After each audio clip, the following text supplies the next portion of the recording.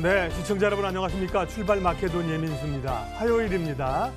어제 월요일이 늘 이렇게 불안불안하기도 하고 방향이 어디로 갈지 고민인데요. 뭐 그런 대로 첫 단추를 잘 꿰습니다. 어제 주가가 올랐고요. 개인과 기관들이 사면서 좀 외국인을 협공한다고 할까요? 좀 자체적으로 올라가려고 하는 의지를 좀 보인 날이 아닌가 싶습니다. 그러면서 2차 전지라든지 화장품, 은행주, 바이오 일부에서 좀 이렇게 올라오는 종목들이 좀 있어서요. 지금까지는 뭐 워낙 어디로든 출구를 찾기가 좀 어려운 그런 상황이어서 아직 조심스럽긴 합니다만 그래도 뭔가를 좀 모색하는 분위기가 돼서 다행스럽습니다. 중국 증시 상승한 영향이 또 어제 컸었는데요. 아쉽게 이제 미국 증시가 그 바통을 이어받지를 못했습니다. 초반에는 분위기를 보니까 중국 증시 상승 얘기도 나오면서 올랐는데 결국은 밀렸습니다. 다우가 0.5% 밀렸습니다. 25,300이고요. 나스닥은 0.2% 정도 추가적으로 올라졌는데요. 자, 우리 시장은 어떻게 반응해야 될지, 무엇을 보면서 투자를 해야 될지 이야기 지금부터 시작합니다.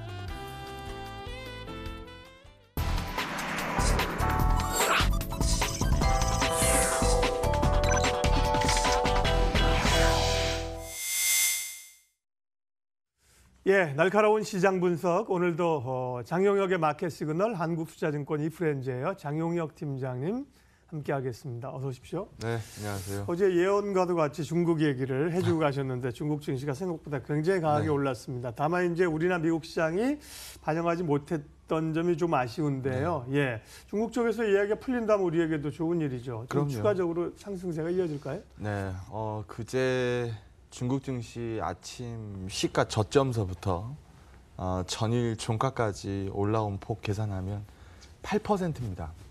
작지 않은 이 반등 구간이죠. 그래서 이걸 우리가 얼마만큼 갖다 끌어다 녹였느냐라는 부분을 살펴보면 그건 또 좀 약간 부족합니다. 40피짜리 양봉을 만들었었던 그제 그리고 전일 증시에서도 전일 저점이 2136P였는데 어제 종가 60P가 좀 넘으니까 어제도 뭐 장중 저점 대비해서는 괜찮게 반응이 나온 거죠. 그런데 우리 이 결과치로만 놓고 보면 뭐 8P 상승, 뭐 5P 상승, 뭐 이렇게밖에 못 녹이고 있어서 표면적으로는 굉장히 좀 불안해 보이기도 합니다. 뭐가 불안해 보이냐 하면 사실 어제 저랑 비슷한 생각하셨던 분들 굉장히 많을 거예요. 중국 증시가 빠질 때 우리 증시가 상관계수가 높아서 빠진다라고 얘기를 했는데 그러면 중국 증시가 저렇게 무섭게 뛰어 올라오면 우리도 반응이 좀 나와야 되거든요. 그러게요. 갈 때는 같이 못 가요. 가요. 네, 근데 그 반응이 외국인들 수급 쪽에서 전혀 없었다라는 점. 그러니까 어제 또 외국인 현선물이 1,000억대 다 마이너스를 찍었으니까 수급의 반응이 전혀 없다라는 점. 이 점이 좀 불안해 보이기는 합니다.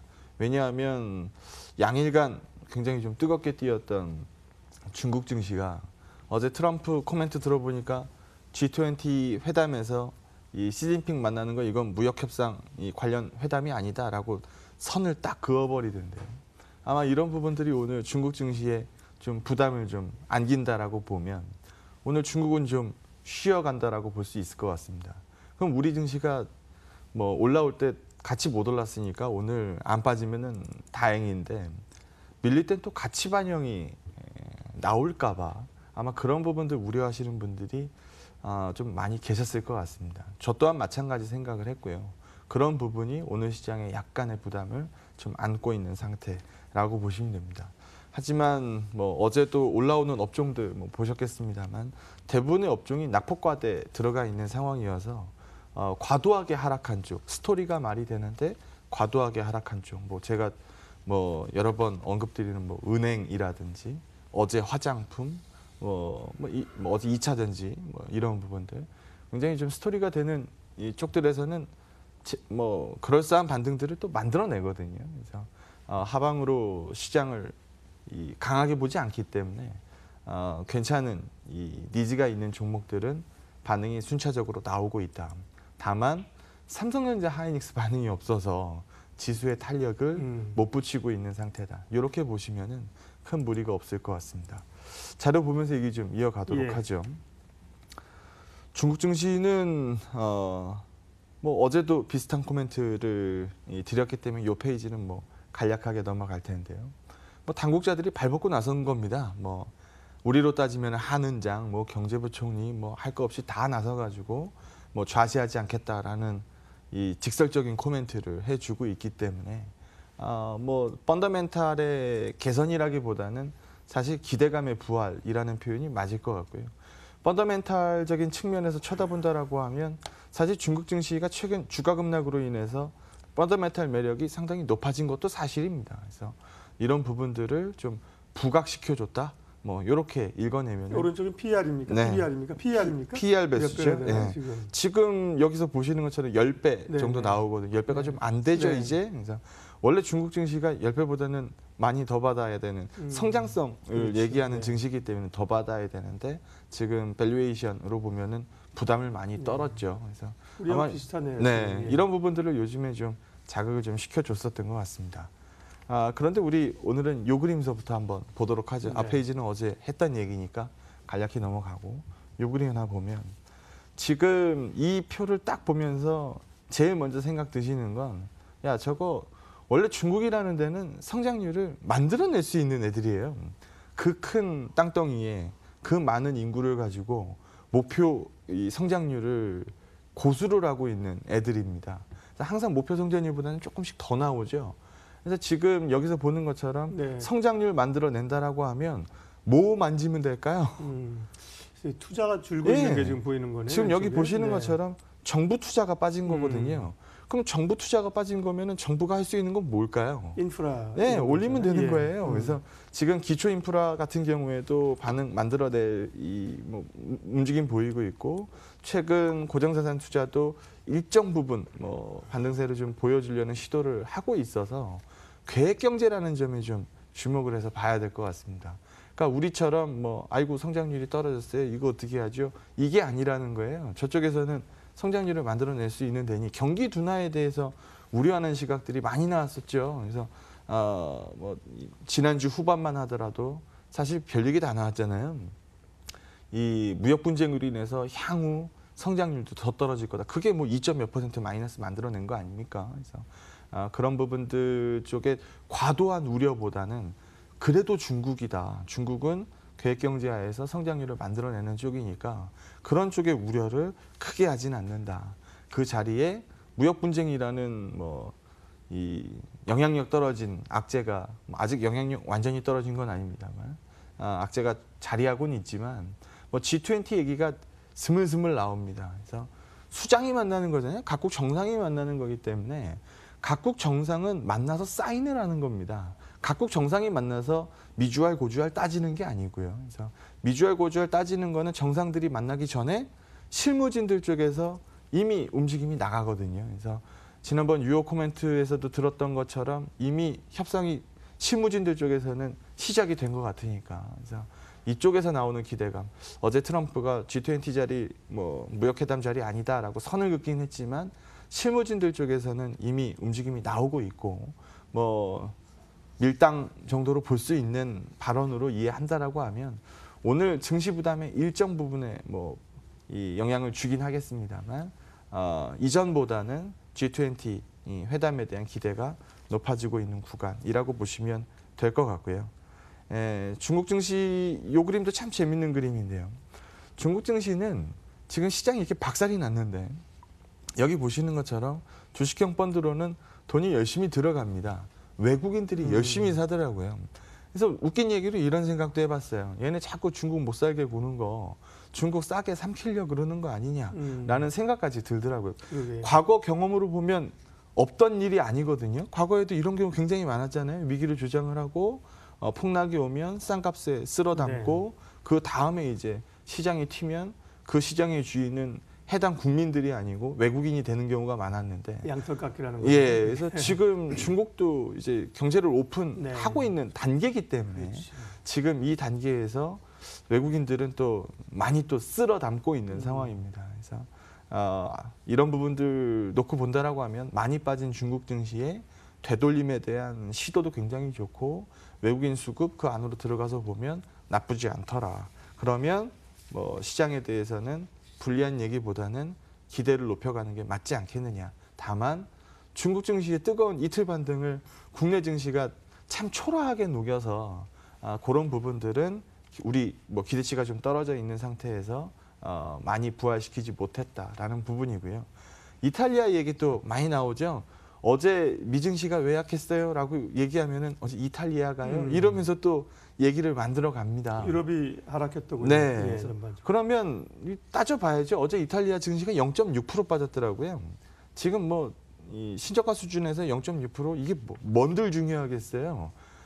우리 지난번에도 얘기했지만 2130이나 20이나 40이나 지나고 나서 보면 쌌던 건 매한가지인데 그 CP에다가 뭐하러 이 포커스를 맞추겠습니까? 라고 말씀을 드렸는데 이탈리아 증시도 똑같습니다. 지금 폭락해 있는 수준에서 이게 뭐 0.6% 오르면 어떻고 빠지면 어떻습니까? 근데 역으로 좀 얘기를 해보면 정말 이탈리아가 문제가 그렇게 컸으면 어제 이탈리아가 0.6%밖에 안 빠졌겠습니까? 지금 뭐 어제 10년물 채권 같은 경우에도 채권 수익률이 플러스가 난 게 아니고 채권 수익률이 마이너스가 났던데 그러면 이탈리아 우려가 뭐 점점 달아올라서 시장에 내관이 됩니다. 이렇게 읽기에는 좀 무리가 있다라는 거고요. 지금 이탈리아 이슈는 사실 주인만 바뀌었지 리스크는 계속 번갈아 가면서 나오고 있는 거거든요. 그래서 유로화의 뭐 한계점이라고 보시면 될 것 같아요.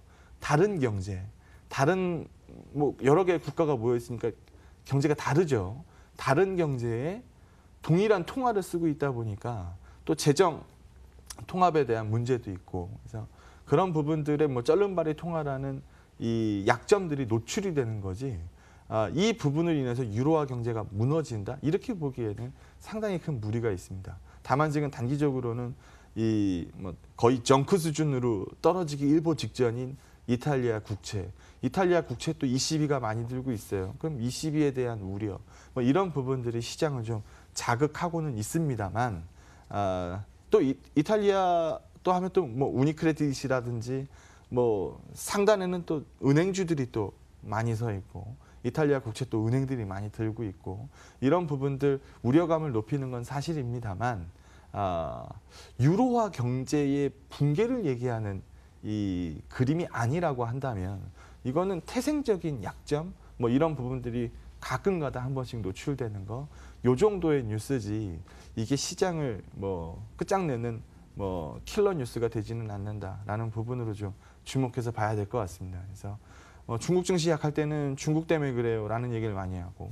지금 중국이 올랐는데도 우리가 못 따라가니까 이탈리아 얘기를 또 하고 있는 상황인데 중국은 이미 하방 경직성 확보하고 반등을 시작한 거고 우리는 상관계수에 따르면은 반등을 트라이 해야 되는 거고 지금 이탈리아 얘기가 최근 올라오고 있는 건 제한적인 부담에 불과하기 때문에 너무 과한 우려를 녹일 필요는 없다라는 게 제 시각입니다. 예. 뭐 그동안 주변 상황이 계속 어려움에도 불구하고 어쨌든 뒤돌아서 뒤로 가지는 않는다. 긍정적인 시황관을 열어놓으셨었고요. 다만 뭐 쉽지는 않은 상황이었고 앞으로 척척 치고 나가기는 어려운 상황이었는데 기대값이 지난 100피 하락이 그러니까요. 워낙 컸어요. 네. 네. 지금도 사실은 그렇다고 뭐 보통 이맘때쯤 되면 이제 뭐 연말 지수 이런 거 예측도 나오는데 지금 누가 뭐 연말에 얼마 가겠다고 예측하겠습니까? 그런 거 자체가 어려울 정도인데 그나마 초반에 말씀드린 것처럼 뭔가 조금 시도해볼 만한 좀 던져볼 만한 그 반등들이 좀 섹터별로 나오고 있기 때문에요. 예, 어떻게 대응해야 될까요? 일단 삼성전자 하이닉스가 뛰어야 돼요. 네. 네, 우리 시장 탄성 붙이기 위해서는 뭐 제일 쉬운 방법 그겁니다.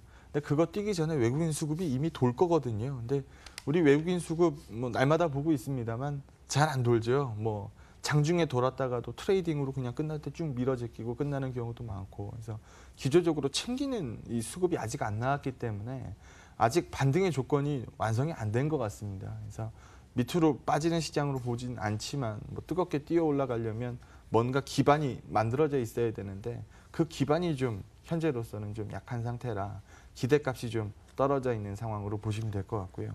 결국은 반도체 얘기서부터 시작을 해야 될 것 같아요. 네.